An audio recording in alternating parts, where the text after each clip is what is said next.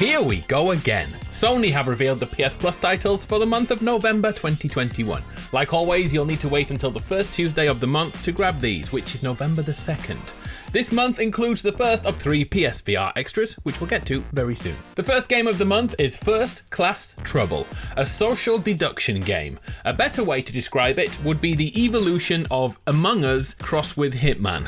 Let me explain. There's a vengeful AI bot loose on board trying to eliminate all the residents. It's the job of the residents to work together through minigames and puzzles to determine who the culprit is and survive as long as they can. We can lock each other in freezers, we can drop chandeliers, we can yeet players into the vacuum of space.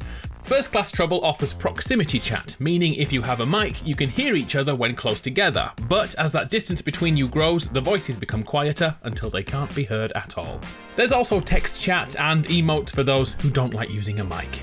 So if you want to be a homicidal maniac and still keep your friends, First Class Trouble could be the game for you. Oh, and it's available on both PS4 and PS5. The next game is also on PS4 and PS5. It's Knockout City. Essentially, Knockout City is dodgeball on the city streets. The mechanics are super simple and easy to pick up and play without, well, any learning curve. Knockout City takes what you know about dodgeball and cranks it up to 11, with super throws, fake outs, and my personal favourite, physical attacks. If you can't hit anyone with the ball, use your shoulder instead. There's a little emphasis on timing, with a quick reaction needed to catch the ball before it hits you in the face. Other than that, there's not much else to it. Originally released in May this year, Knockout City is already seeing the decision not to be a free-to-play game right away, causing player numbers to fall as microtransactions take over. Maybe PS Plus can save this from going the same way as Rocket Arena. Does anyone remember Rocket Arena? RIP. Game number 3 is The Walking Dead Saints and Sinners on PSVR. Virtual reality is finally getting a little attention. We are the tourist, arriving in town, and in no time at all, you'll be running errands, exploring the streets, and stabbing, slicing, and shooting more zombies than Daryl Dixon. The gameplay loop sees more zombies appear each day, so as the bell rings and you return home, always know it'll be more difficult tomorrow. The story, although quite linear, allows for some on-the-fly decision-making, which are genuinely tough to make and tougher to pull the trigger.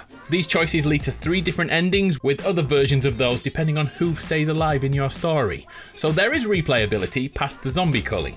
A quick note that on release, Saints and Sinners only worked with the Move controllers and not the DualSense. And the average score was 8 out of 10. Not too bad at all. And finally, Kingdoms of Amalur ReReckoning. This is on your PS4, although there is a 4K patch if you play on PS5. Kingdoms of Amalur Reckoning is a cult classic, originally released in 2012. Back then, it was given a 9 out of 10, largely because the gameplay was so satisfying. 8 years later, it's here again for a new audience to try. Timing attacks and evading enemies is the core mechanic at work, which is impacted by the loot you choose and what armour you decide to wear. The choice of switching weapons can vastly change the entire experience, which is useful because there's a ton of quests to get through. Easily 80 plus hours if you're a completionist player. And that's without the DLC. Yikes. So that's November. Be sure to rank the offerings in the comments below, and let's see what the community think. I'm saying 5 out of 10. What say you? See ya!